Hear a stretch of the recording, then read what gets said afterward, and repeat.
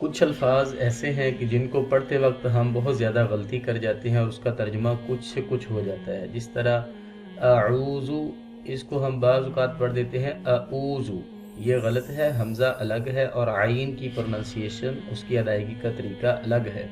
तो हम कैसे पढ़ेंगे? अऊज़ु, अऊज़ु, अऊज़ु। आइन को गले के दरमियान से और हमज़ा को जो है वो गले के आखिरी हिस्से से अदा करेंगे। अऊज़ु, अऊज़ु, ये इसका तरीका है। और इसी तरह कुछ लोग अल्हम्दु को अलहम्दु पढ़ देते हैं सीने से, हालांकि हा जो है ये दरमियानी हलक से पढ़ेंगे।